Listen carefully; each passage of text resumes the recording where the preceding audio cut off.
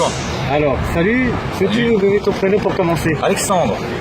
Alors Alexandre, tu es avec nous devant la maison de la radio en ce moment même. Tout à fait. Pourrais-tu nous dire pourquoi tu viens manifester ici et pas ailleurs? Je viens ici parce que c'est spécifiquement sur les médias pour lesquels on est venu aujourd'hui.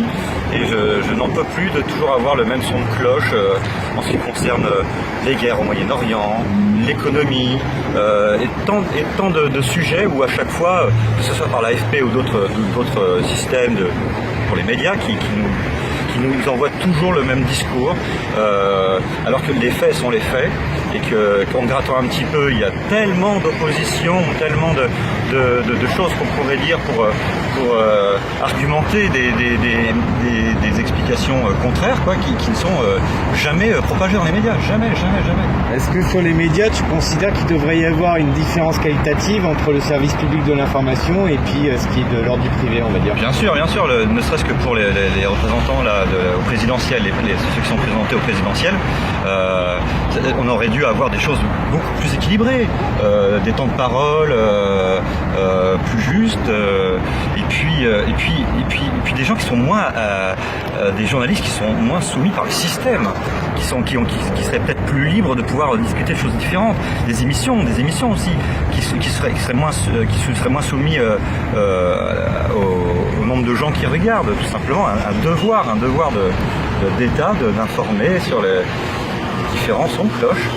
Alors toi-même, je suppose que tu prends un petit peu comme nous tous ton information sur d'autres canaux que le mainstream. Évidemment. Est-ce que tu serais capable de dire à quel moment tu as commencé à chercher ailleurs que devant ta télévision ou en écoutant ta radio pour trouver de l'information alternative?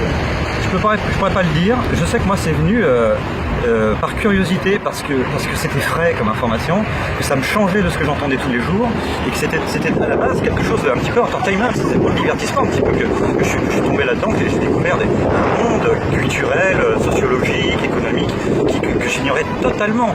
Je répétais simplement ce que l'oncle machin disait avant et tout ça, et par intérêt, par curiosité, j'ai découvert tout un univers de gens qui avaient des opinions différentes, qui étaient calmes, posés, qui voulaient communiquer, qui voulaient discuter, sans agressivité, et parfois même complètement apolitique. Et tu as comme ça 2-3 références d'intellectuels ou de politiciens peu vus dans les médias mainstream qui seraient vachement intéressants à connaître pour beaucoup de gens? Étienne Chouard, dans les comiques un peu youtubeurs, je suis pas content, Docteur à l'Ouest, et puis même ça peut être un historien mais qui est un peu sorti, qui n'est pas dans le mainstream et qui va m'apprendre beaucoup de choses tout simplement, sans aller dans la conspiration, quoi que ce soit. D'accord. Pour clôturer, peut-être que tu voudrais appeler à ce que chacun se mobilise ici?